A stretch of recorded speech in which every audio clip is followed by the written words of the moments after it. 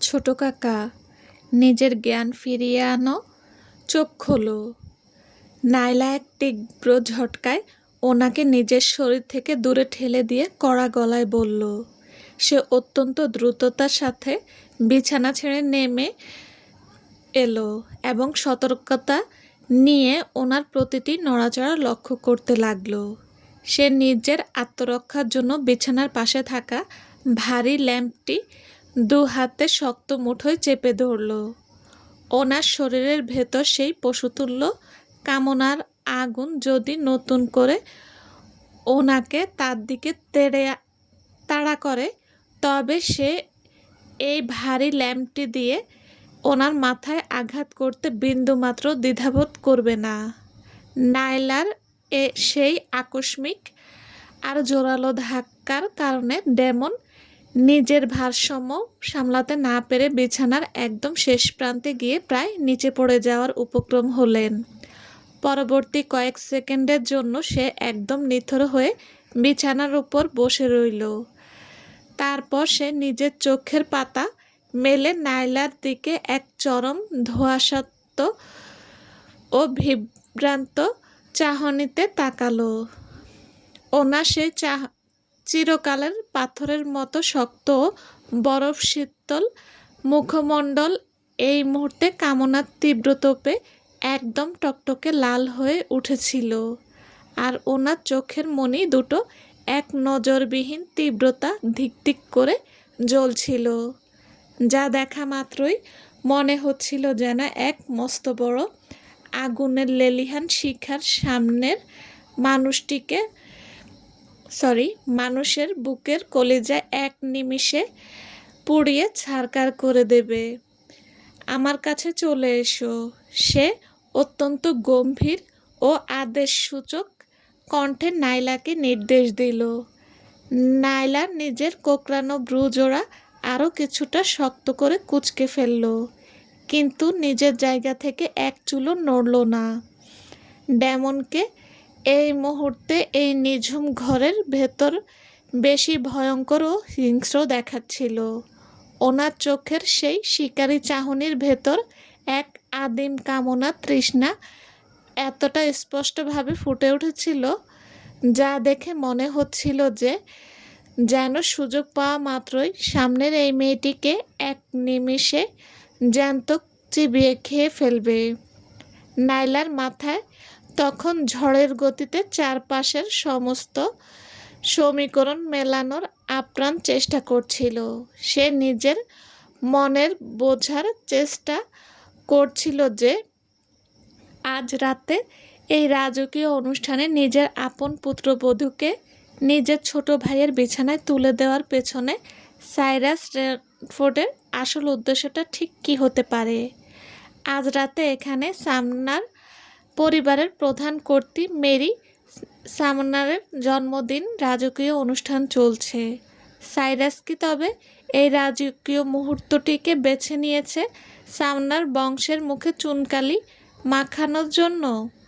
সে কি এই বন্ধ ঘরের ভেতর একটু নজরবিহীন কুৎসিত কেলেঙ্কারি তৈরি করতে চায়, যা বাইরের দুনিয়ার মানুষের সামনে এটা প্রমাণ করা যায় যে ডেমন এবং নাইলার মাঝে কোনো নোংরা পরক্রিয়া বা অবৈধ শারীরিক সম্পর্ক লুকিয়ে আছে?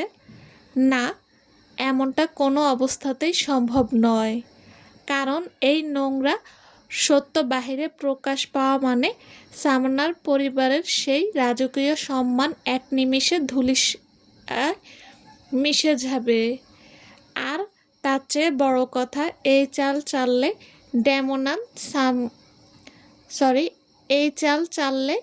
ডেমন সামনার নিজে সাইরাসের উপর এক নজরবিহীন ক্ষোভে ফেটে পড়বেন এবং ওকে এই দুনিয়া থেকে নিশ্চিহ্ন করে দেবে।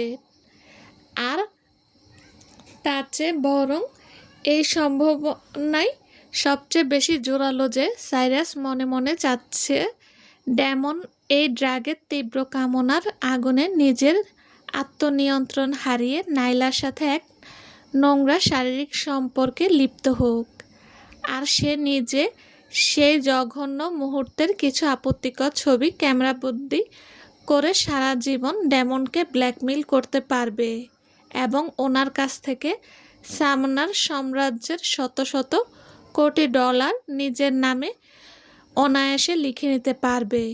এই কুৎসিত চক্রান্তের আসল সমীকরণ নিজের মাথায় অনুধাবন করতে পেরে নাইলা নিজের চোখের মণি দুটো পরম ঘৃণায় শুরু করে নিল। সাইরাস রেইনফোর্ডের সেই পশুতুল্য নিষ্ঠুরতা আর নোংরামির যেন এই দুনিয়ায় বিন্দুমাত্র কোনো নির্দিষ্ট সীমা নেই। সে নিজের কুটিল স্বার্থ আর কোটি কোটি টাকার লোভে অতীতে অত্যন্ত নিখুঁত চক্রান্তের মাধ্যমে হ্যারিস ফার্মাসিউটিক্যালসকে এক নিমেষে দেউলিয়া করে মাটির সাথে মিশিয়ে দিয়েছিল। আর আজ সে নিজের সেই ব্যক্তিগত লোভ আর ব্যবসার আখের গোছানোর জন্য নিজের ঘরের পুত্রবধূকে নিজের আপন ছোট ভাইয়ের বিছানায় ছুঁড়ে দিতে বিন্দুমাত্র কোনো দ্বিধাবোধ করল না। সে নিজে যখন নিজের মনের ভেতর এই সমস্ত চিন্তা করে গভীরভাবে মগ্ন ছিল, ঠিক তখনই আচমকা পাইন কাঠের এক অত্যন্ত পরিচিত ও তীব্র পুরুষালী সুগন্ধ তার নাকের রন্ধ্রে এসে ধাক্কা দেয়। সে এক চরম আতঙ্কে নিজের চোখ দুটো বড় বড় করে তাকালো, কিন্তু সে নিজের শরীর এক পাশে সরিয়ে নেওয়ার বিন্দুমাত্র সুযোগ পাওয়ার আগেই ডেমন নিজের শক্ত হাত বাড়িয়ে এক ঝটকায় তার ঘাড়ের পেছনের অংশটি নিজের হাতের মুঠোয় চেপে ধরলেন এবং অন্য হাত দিয়ে নাইলার ধরে রাখা সেই ভারী ল্যাম্পটি কেড়ে নিয়ে ঘরের দরজার পেছনের অংশে ছুঁড়ে ফেলে দিলেন। ঠিক তার পরের সেকেন্ডেই নাইলা পুরো শরীরের উপর এক বিশাল কালো ছায়া এসে ভর করল, আর সে নিজের ঠোঁটের ওপর ডেমনের সেই অত্যন্ত তপ্ত কামনায় ভেজা ঠোঁটের এক নজরবিহীন স্পর্শ খুব স্পষ্ট অনুভব করতে পারল। নাইলা এক চরম অবিশ্বাস্যতায় নিজের চোখ দুটো বড় বড় করে মেলে ধরল। সে দেখতে পেল যে সে এই মুহূর্তে ডেমনের সেই পুরুষালী ফর্সা মুখের একদম ইঞ্চিখানেক দূরত্বে আটকে আছে। ওনার সেই চিরকালের গভীর ও বরফ শীতল চোখ দুটো তখন কামনায় এক তীব্র ও লেলিহান আগুনে দাউ দাউ করে জ্বলছিল। ওনার সেই শক্ত হাতটি, যা এখনো নাইলার ঘাড়ের পেছনের ফর্সা চামড়া অত্যন্ত শক্ত মুঠোয় চেপে ধরে রেখেছিল, তা যেন এক জ্বলন্ত আগুনের গোলকের মতো কাজ করছিল, যার তপ্ততায় ওনার ঘাড়ের চামড়া পার হয়ে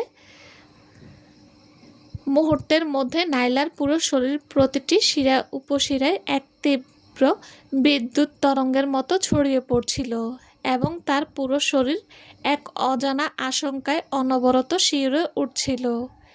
সে যখন নিজের অবশ মাথায় খুব স্পষ্ট অনুধাবন করতে পারল যে ছোটোখাকা ডেমন সামনার ড্রাগের তীব্র নেশায় অন্ধ হয়ে এই মুহূর্তে তাকে পাগলের মতো কিস করছেন, সে তখন নিজের ভেতরের সমস্ত শক্তি এক জায়গায় জড়ো করে ওনার সেই বিশাল বুকটাকে দূরে ঠেলে দেওয়ার আপ্রাণ চেষ্টা করতে লাগলো। কিন্তু ওনার সেই পাথরের মতো শক্ত ও চড়া বুকের সামনে নাইলার এই সমস্ত চেষ্টা একদম বালির বাঁধের মতো এক নিমেষে ভেসে গেল। ওনার সেই শক্ত শরীরটা যেন এক দুর্ভেদ্য দেয়ালের মতো তার সমস্ত প্রতিরোধকে গুঁড়িয়ে দিচ্ছিল। এক চরম অসহায়ত্ব আর শেষ মুহূর্তে নিজেকে বাঁচানোর চেষ্টায় মরিয়া নাইলা আর কোনো কিছু না ভেবে নিজের দাঁত দিয়ে ডেমনের তপ্ত ঠোঁটের ওপর এক জোরালো কামড় বসিয়ে দিল। ঠোঁটের ওপর এমন আকস্মিক ও তীব্র কামড় খাওয়া মাত্রই ডেমন যন্ত্রণায় আর্তনাদ করে উঠলেন এবং এক ঝটকায় নাইলার শরীর নিজের বুক থেকে সম্পূর্ণ মুক্ত করে দিলেন। ওনার চোখের মণি দুটো তখন এক হিংস্রতা আর শিকারী তীব্রতায় ছেয়ে গিয়েছিল, ঠিক যেন একটি ক্ষুধার্ত সিংহ আচমকা গভীর ঘুম থেকে জেগে নিজের চোখের সামনে এক লোভনীয় শিকারকে দেখতে পেয়েছে। ওনার সেই কেটে যাওয়া ঠোঁটের কোণ থেকে যখন টকটকে লাল রক্ত অনবরত গড়িয়ে মেঝের ওপর পড়ছিল, সেই রক্ত দৃশ্য সেই রক্তাক্ত দৃশ্য ওনাকে দেখতে আরও বহুগুণ হিংস্র, বন্য ও পশুতুল্য করে তুলছিল।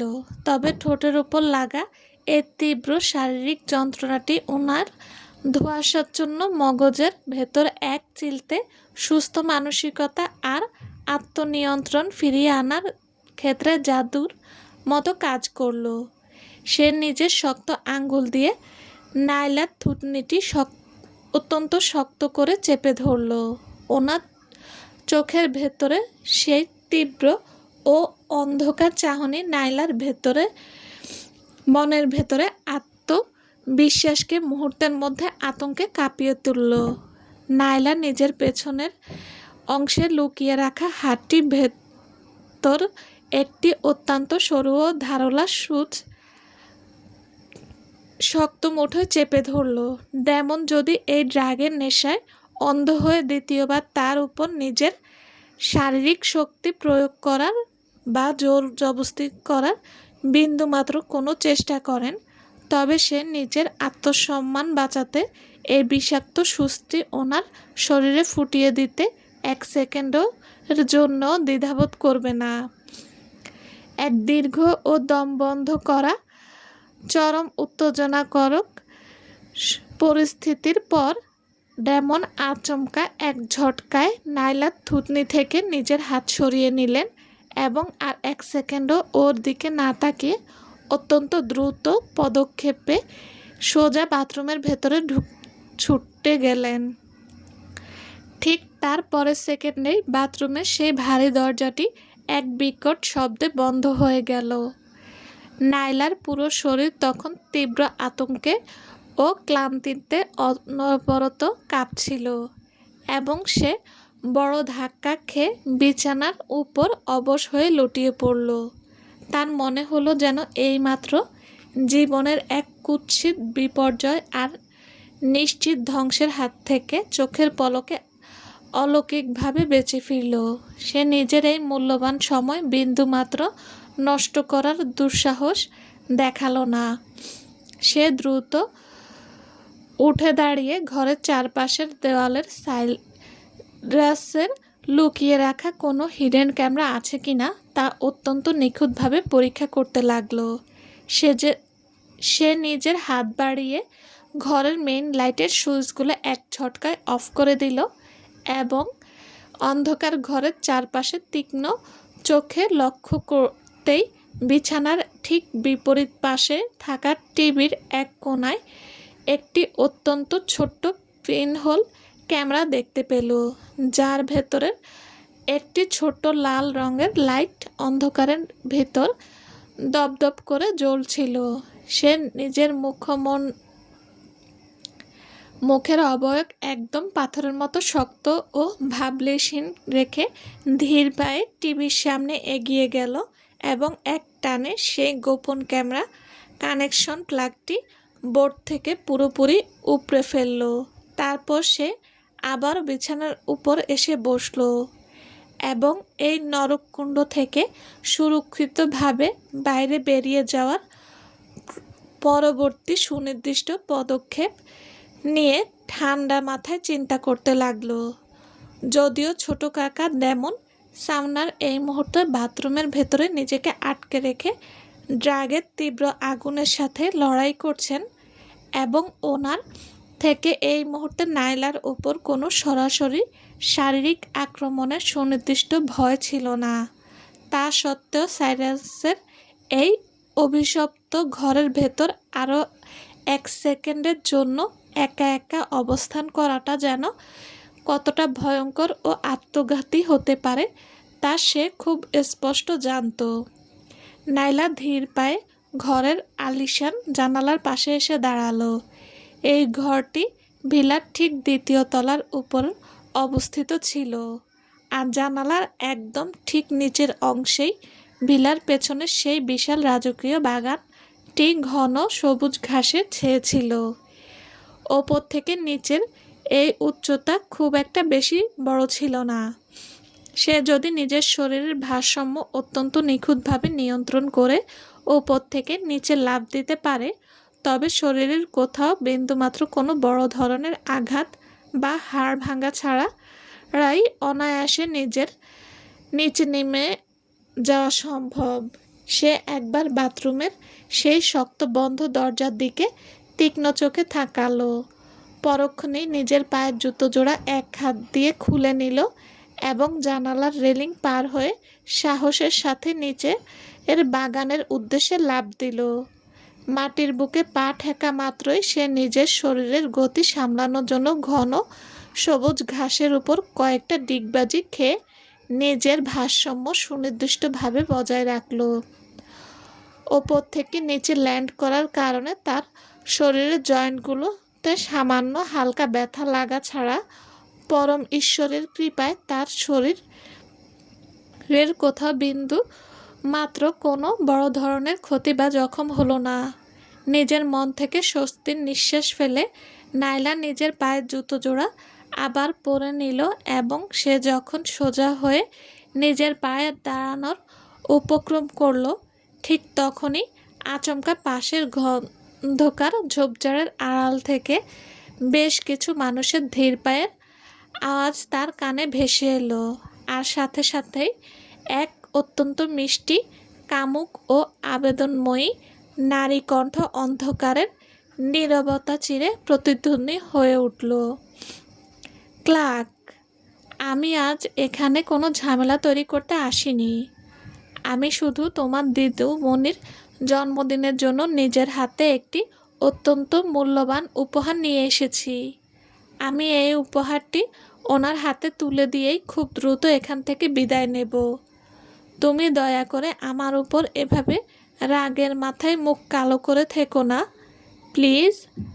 একটু শান্ত হও।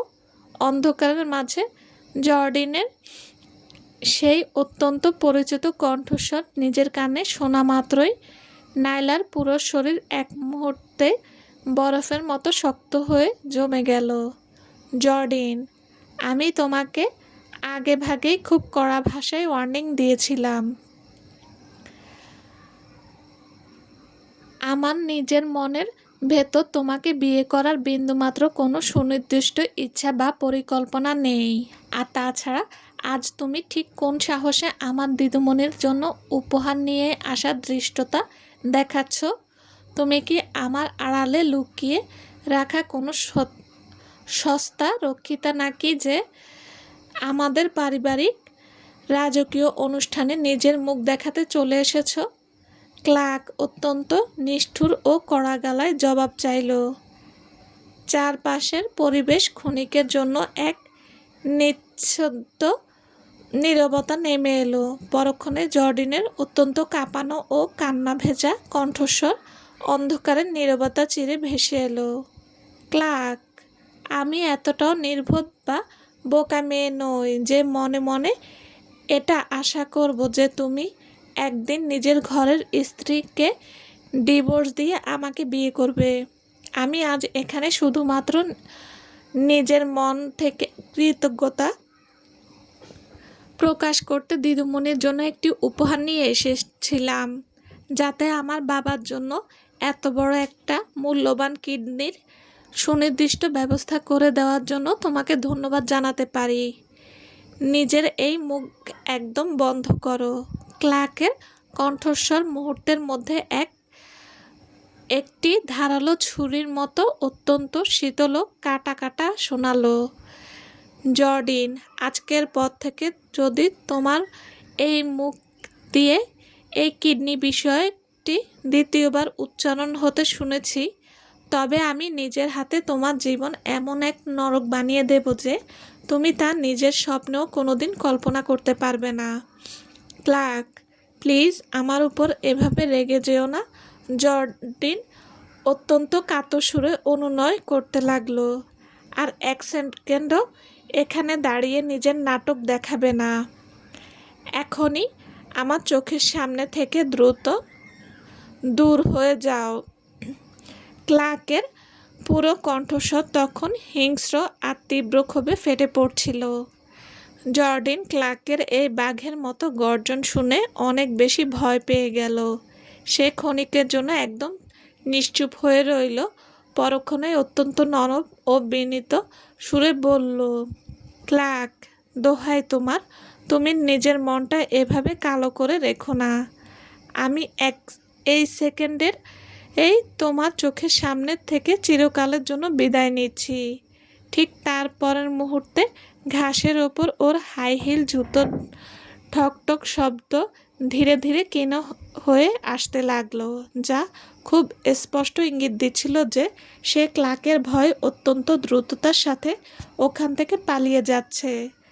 তার ঠিক কয়েক সেকেন্ডের মাঝেই ক্লার্ক নিজেও নিজের পা বাড়িয়ে ওখান থেকে মেইন হলের দিকে রওনা দিল। নায়লা তাও দীর্ঘক্ষণ ধরে সেই ঘন সবুজ ঘাসের উপর একদম নিথর হয়ে বসে রইল।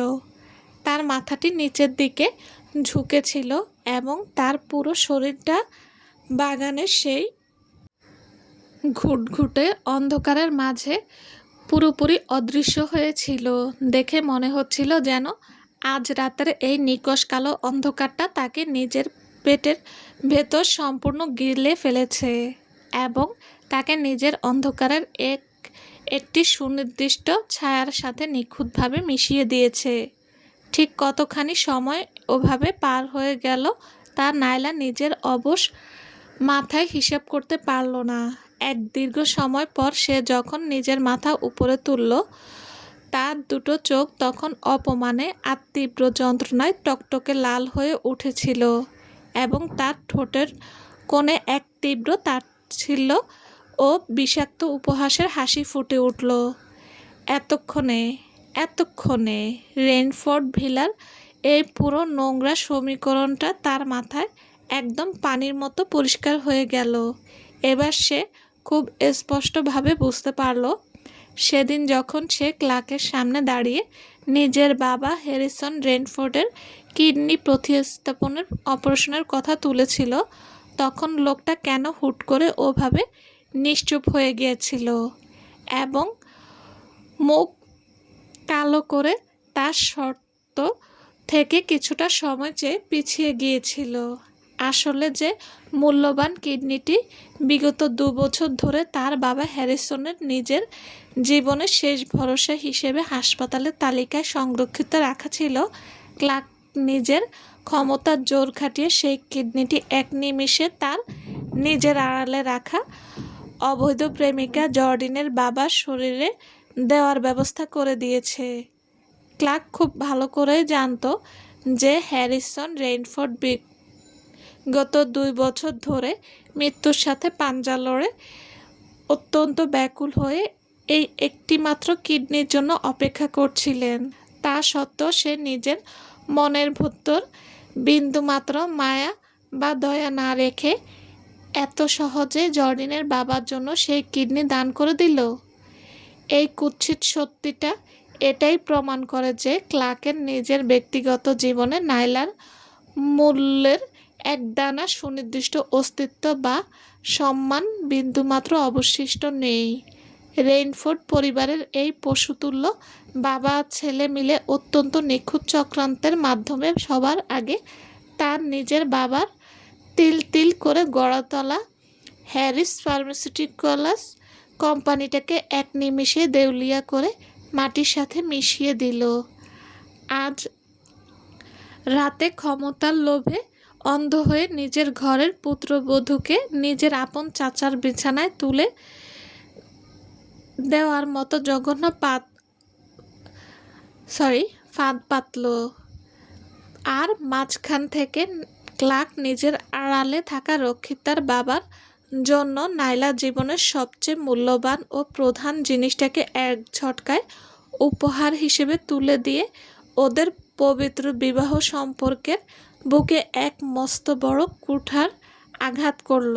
বাহ, পুরো বিষয়টা ছিল এক চরমতম নিখুঁত ও চমৎকার নোংরামি।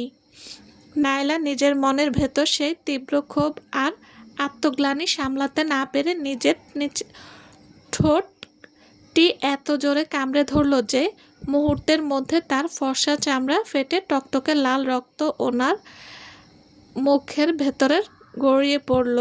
আর সে রক্তের মেটালিক তেতো স্বাদ ওর পুরো মুখের ভেতর ছড়িয়ে পড়ার পরেও সে নিজের দাঁতের চাপ এক ফোঁটাও আলগা করল না। সে শুরুতে মনে মনে পরিকল্পনা করেছিল যে সে অত্যন্ত ঠান্ডা মাথায় ক্লার্কের পরকীয়া আর নোংরামির কিছু অকাঠ্য প্রমাণ নিজের হাতের মুঠোয় জড়ো করবে এবং খুব সাধারণ নিয়মে ওকে আইনি ডিভোর্স দিয়ে নিজের জীবন থেকে চিরকালের জন্য মুক্ত করে দেবে। কিন্তু বর্তমান পরিস্থিতি নিজের চোখে দেখার পর তার নিজের নেওয়া সেই অতীতের সিদ্ধান্তের ওপর এক তীব্র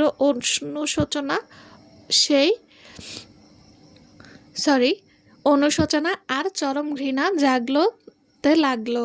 সাইরাস আর ক্লার্ক এই দুই নরপশু পিশাচ মিলে তার পুরো জীবনটাকে এক জঘন্য ও জীবন্ত নরক বানিয়ে ছেড়েছে।